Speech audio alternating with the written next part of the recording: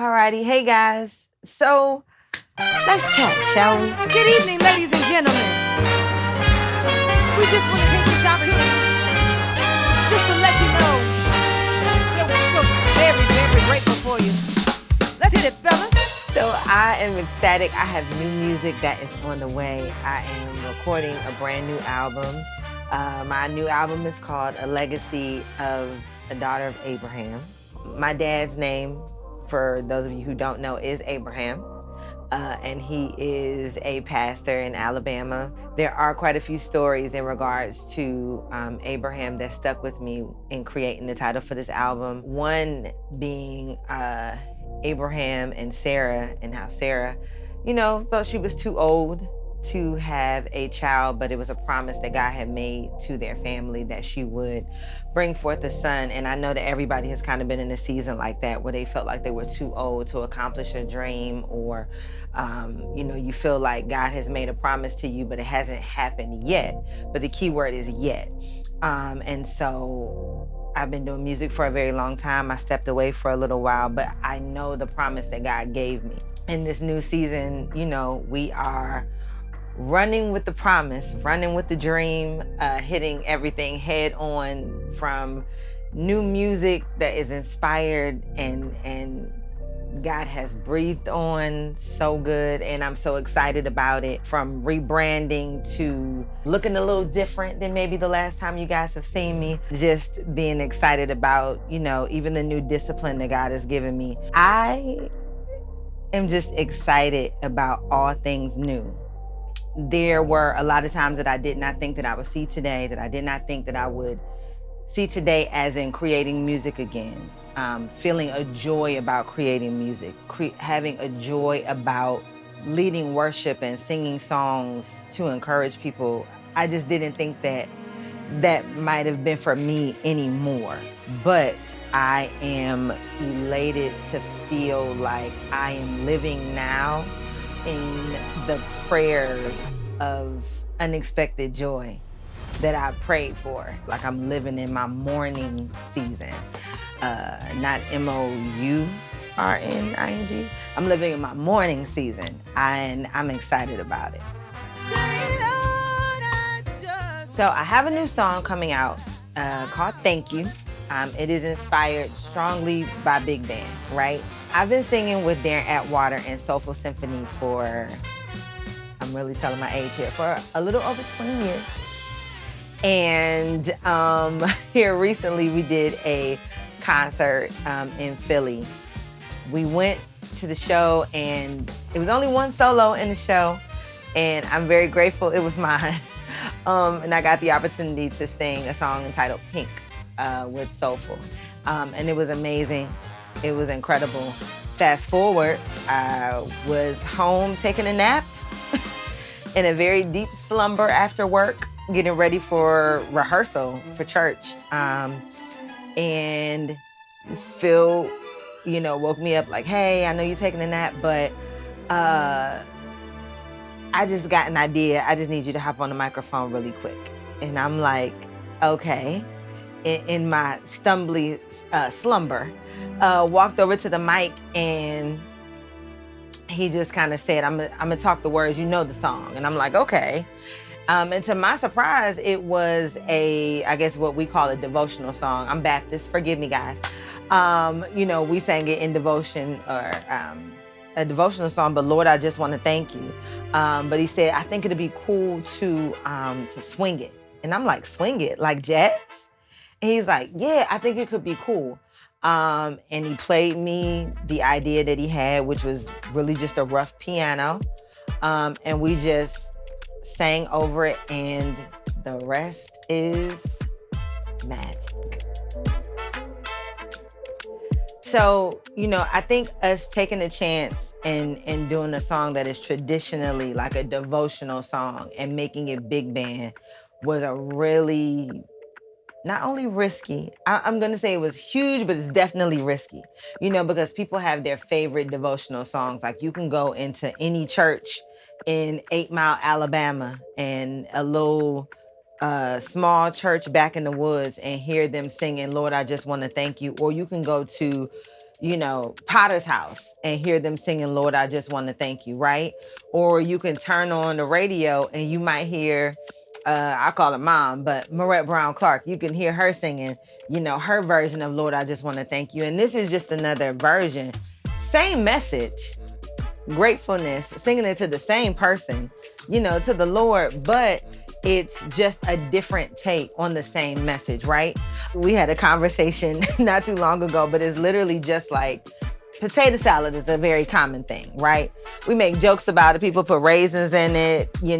Some people might make it with mustard. You make it with mayo. Yours is sweet. Yours is dill heavy, whatever it is. But all those different versions are important. All those different versions have a place. Like, I may not make potato salad like my grandmother, Pearlie Mae, but I like mine and I love my grandma's too. Or I can go to your mother's house and I love hers too. And it doesn't change the fact that it is potato salad. It's the same everywhere, but it does make it more palatable, for all of us to be able to enjoy because it's something that's familiar to all of us, right? And I think that is something that is missing in gospel music. I think sometimes we get caught up in the radio sales or streams or different things like that. And sometimes we lose the creativity in it when it's just, let's be creative, let's have fun, let's still keep the message the same. The message of who we're talking about is the same. The gospel is the good news, right? We should be singing, Lord, I just want to thank you. God, I'm so grateful. Lord, you're so amazing. You're so worthy. You're so awesome. But the packaging might just be different, right? Same thing. Tomato, but God is good all the time, everywhere, right? The package is the same. We still singing about the King of Kings. Can't fail, right? We can't fail.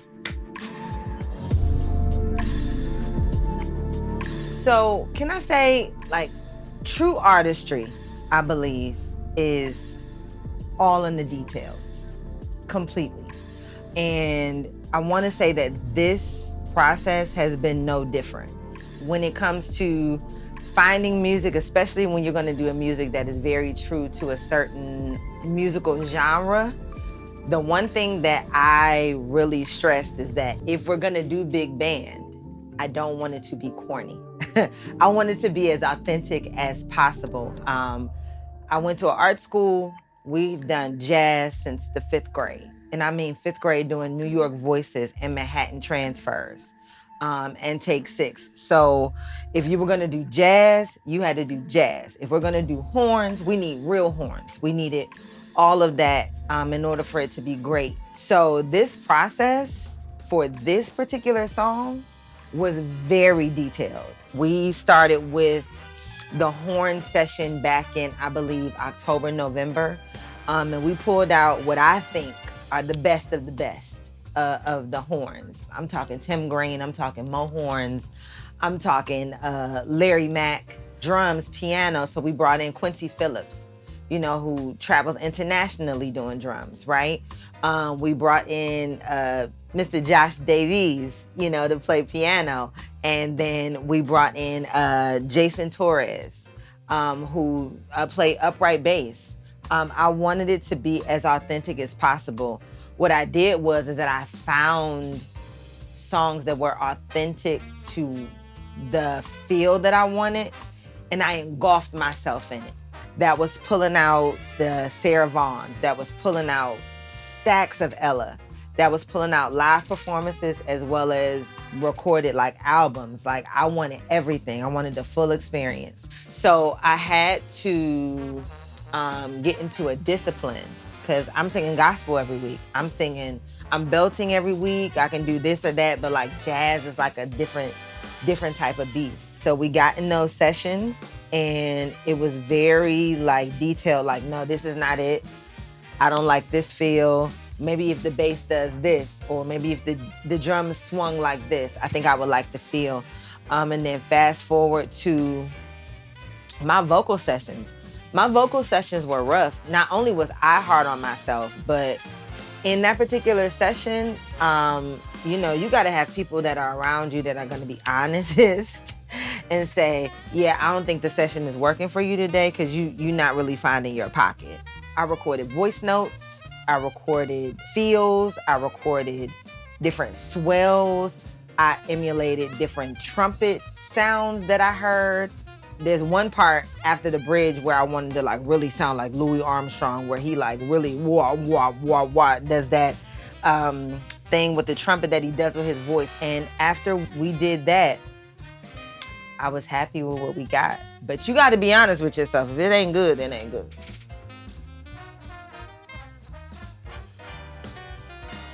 My message to inspiring artists is to, number one, pray to God to ask him for your sound.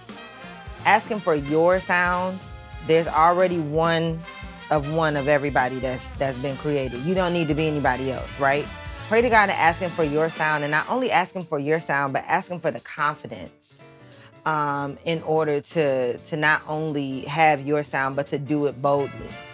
It may not be everybody's cup of tea. They may not understand what it is, but that's why your call is your call and their call is their call. I would say to definitely put your all into whatever you're gonna do. And just make sure whatever you're gonna sing, whatever you're gonna say, whatever you're gonna speak, whatever you're gonna impart, whatever you're gonna write, just make sure that it's God-led. And I don't think you can fail when you do that. And you having, again, the confidence in order to be and do what God told you to do, right? And to be and do what is authentically you. Like, I think paying tribute or homage to people is one thing, but I think fully becoming someone else is another. Like, you're you and the world is better because you're here, but we want to experience you, right? So I would definitely tell any aspiring artist, just be confident in who God created you to be. You're one of one, babes. Thank you for being so good to